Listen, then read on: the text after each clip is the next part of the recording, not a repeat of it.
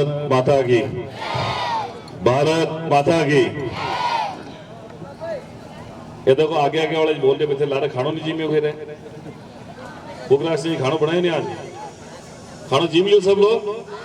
बोलो भारत माता की, भारत माता की। 68वीं ब्यावर जिला स्तरीय खो खो खेलकूद प्रतियोगिता छात्र छात्रा 17 और 19 वर्ग के समापन कार्यक्रम में स्थानीय ग्राम मोरई में मैं सबसे पहले तो धन्यवाद दूंगा मोरई ग्राम वासियों को और हमारे भाई पुगराज सिंह जी को जो पंचायत समिति के सदस्य प्रतिनिधि हैं और श्रीमती कन्या देवी जी हमारी पंचायत समिति की मेंबर हैं राजपुरोहित जी। मैं चाहूंगा कि आप सब लोग जोरदार ताली बजाकर ऐसे भामाशाहों के लिए स्वागत अभिनंदन करें जिन्होंने पिछले 5 दिन से 16 तारीख को इस प्रतियोगिता का उद्घाटन हुआ और 20 तारीख को समापन है। पिछले 5 दिन से आप लोगों की सेवा में इन्होंने जो सहयोग किया है, मैं व्यक्तिगत रूप से और पूरे ब्यावर जिले की तरफ से यहाँ आए हुए सभी खिलाड़ियों की तरफ से, दल प्रभारियों की तरफ से आपका स्वागत अभिनंदन करता हूँ और आपको धन्यवाद करता हूँ कि आपने ऐसे टूर्नामेंट में हम सबका सहयोग किया जिसके कारण हमारी जो खो खो के हमारे बहन और भाई हैं जो बाहर से आए पूरे जिले से 5 दिन तक इन्होंने लजीज व्यंजन का आनंद लिया होगा और मोरई गांव की व्यवस्थाओं के लिए भी पूरे ग्रामवासियों को धन्यवाद। हमारे बीच में इस कार्यक्रम में उपस्थित हमारे दोनों ही तहसीलदार जैतारण से रविंद्र सिंह जी और रायपुर से पुष्पेंद्र जी और हमारे डीओ साहब, पंचायत समिति के मेंबर कन्या देवी जी, पुगराज सिंह जी, बेणाराम जी, देवाराम जी, हरजीत सिंह जी, संपतराज जी और बाबूलाल जी और भाई गुजर साहब और दयाल जी, इंद्रजीत बना, हरि सिंह जी, हीर सिंह जी और भाई रोहित जी और भाई ओगो जी देवासी और सब उपस्थित यहाँ इस मंच पर मोरई गांव के बाहर से पधारे हुए पीओ साहब दुर्गाराम जी, भाई बुद्ध सिंह जी, पर्वत सिंह जी और सभी मानवों, माताओं, बहनों, नौजवान साथियों और पहले 16 तारीख को जब मैंने इस कार्यक्रम का उद्घाटन के लिए समय दिया था और उस समय चूंकि एक आवश्यक कार्य के कारण मेरे से आना नहीं हुआ तो फिर मैंने आप लोगों से वादा किया था, फोन पर मेरी आपसे बात हुई थी, मैंने संबोधन में कहा था कि मैं कोशिश करूंगा समापन में आप लोगों को बीच उपस्थित रहने का। और इस 5 दिवसीय टूर्नामेंट में मैं सबसे पहले तो यहाँ जिन प्रतियोगी ने भाग लिया छात्र छात्राओं ने और जो दल प्रभारी पधारे हैं बाहर से निर्णायक बंधु हैं, उन सबसे इतना ही कहूंगा कि अगर हमारे इस 5 दिवस के कार्यक्रम में आयोजन में कहीं कमी रही हो, कहीं अव्यवस्थाओं के कारण आपको तकलीफ हुई हो तो आज इसको यहीं छोड़कर जाएं। दोबारा प्रयास करेंगे कि ऐसी तकलीफ और कहीं नहीं। और वैसे मोरई भामाशाहों का गांव है, चामुंडा माता जी की कृपा है, भैरा महाराज की यहाँ कृपा है और जब गांव के अंदर भामाशाह होते हैं तो निश्चित ही सरकार को, प्रशासन को, शासन को आयोजन कराने में आसानी भी रहती है। और यहाँ जो टूर्नामेंट में जीते हैं 17 वर्ष छात्र खो खो में जूठा, 17 वर्ष छात्रा में गायरिया खेड़ा, 19 वर्ष में देवमंगरी और 19 वर्ष छात्रा में मोरई। मैं उन सबको बधाई देता हूँ जो सेकंड रहे हैं, जो थर्ड रहे हैं, उनको भी मैं इस बात के लिए धन्यवाद दूंगा कि आपने प्रयास खूब किया, लेकिन किन्हीं कारणों से अपनी मेहनत में कमी रही, सामने वाला अच्छा खेल इसलिए हम जीत नहीं पाए। तो जब अगले साल टूर्नामेंट हो तो आप लोग अच्छा खेलें, उसमें दोबारा जीतने का प्रयास करें। इस टूर्नामेंट में कुल 59 टीमों ने भाग लिया और 708 के करीब छात्र छात्राएं पार्टिसिपेंट हैं, वो इस टूर्नामेंट में खेले। आज एकदम से इतने लोगों की व्यवस्था करना, 5 दिन तक उनके साथ में रहना, खाना पीने की व्यवस्था करना, पानी चाय की व्यवस्था करना भी बड़ी बात होती है।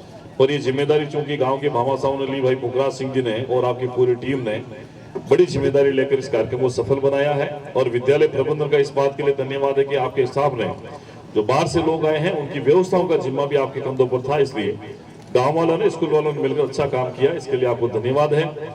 और जीवन में खेल कितना महत्वपूर्ण है आप और हम सब जानते हैं।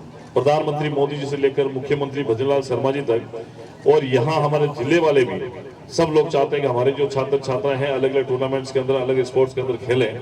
और जब खेलेंगे तो देखो शरीर से भी हम लोग स्वस्थ रहते हैं, दिमाग से पढ़ने में भी हमें आसानी रहती है। और कहीं स्ट्रेस होता है, थकान होती है, कहीं अगर मानसिक रूप से, शारीरिक रूप से अगर कोई टेंशन होती है, चिंता होती है, उसको भी खत्म करने का सबसे बड़ा अगर कोई कारण बन सकता है तो वो खेल है। खेल को एक दिन के लिए नहीं, टूर्नामेंट के माध्यम से नहीं, हम लोग हमेशा 1 घंटा आधा घंटा जीवन का हिस्सा बनाएं और खेलें, ताकि हमारा जो बचपन है वो पढ़ाई के साथ साथ में शारीरिक विकास की ओर भी बढ़े और उसके साथ में मानसिक विकास भी अपना अच्छे तरीके से हो सके।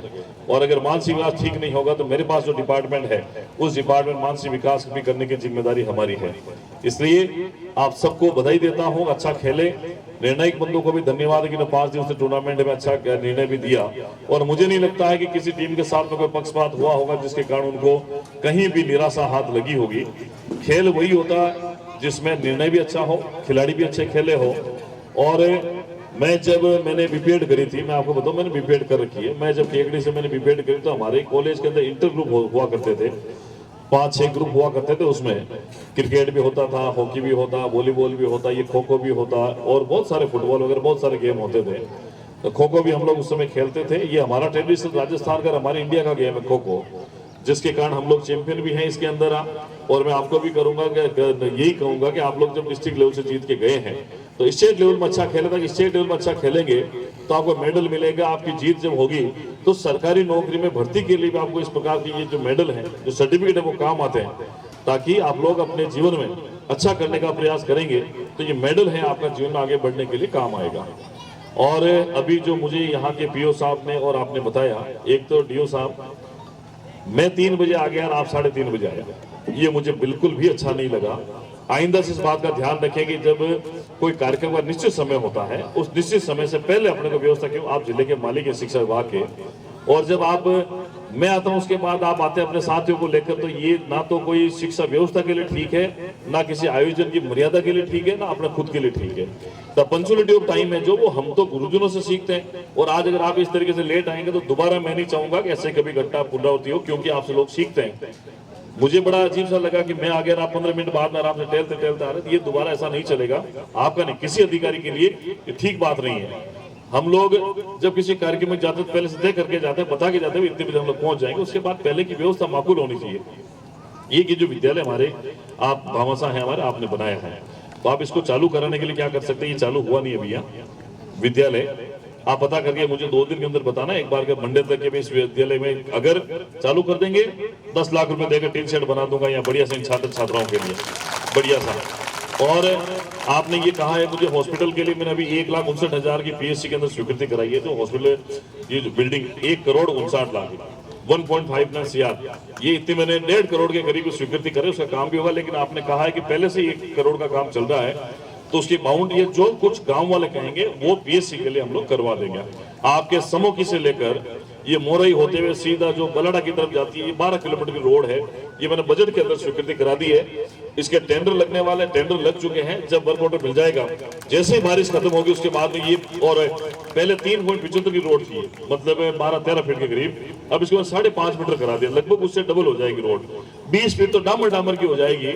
और उसके बाद में साइड पट्टी पर 25 फुट के करीब पूरी चौड़ी रोड है जो आपके पूरी बन जाएगी। जो मैंने चुनाव से पहले वादा किया था उसको भी मैंने कर दिया।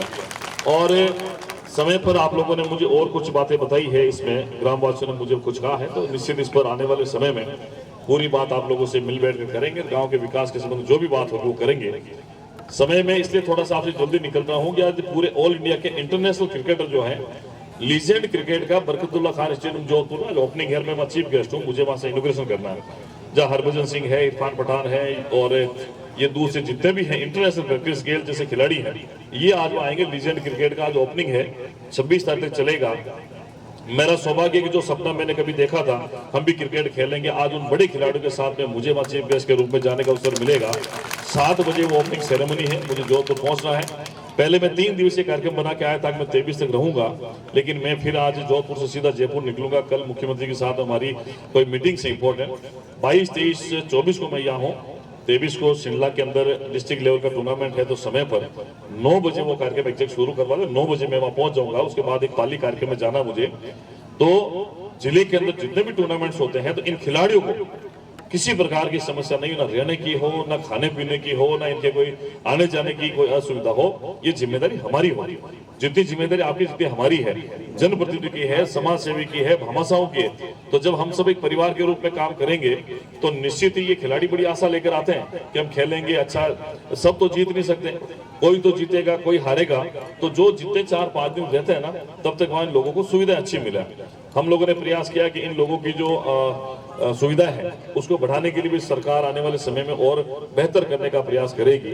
और गांव वाले तो वैसे ही इसलिए खुश होंगे, इस बार के बरसात भी अच्छी हुई है, आपके काफी महीने 1.5 महीने से नदी भी चल रही है, सबको पता है नदी है, तो कम से कम हमारा सौभाग्य इस बात का है कि हमेशा पानी की दिक्कत रहती है पेयजल की, पर इस बार बुजुर्ग लोग कहते हैं, उनका अनुभव कहता है कि लगभग 5 से 7 सालों का हमारा जो पानी का आराम हो गया।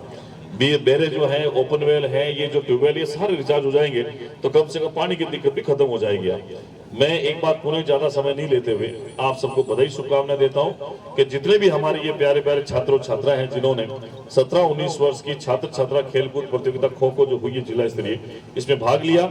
अपने परिवार के साथ में जब बैठो बात करो, गुरुजनों के साथ में जब बैठो बात करो, परिचित के साथ बैठो बात करिए, बोलना कि हम मोरई में गए थे, वहां की व्यवस्था अच्छी थी, अपने अनुभव को जरूर के साथ में बताना, और जीवन में हमेशा अच्छा काम करने का काम करना, गुरुजनों के प्रति सम्मान है उसको बचा के रखना, माता पिता के प्रति अपने उम्र में जो भी बड़े उनके प्रति सम्मान जरूर रखना, ताकि आप लोगों को उनका जो आशीर्वाद मिलेगा उससे आप लोग जीवन में और ऊंचाई छू पाएंगे।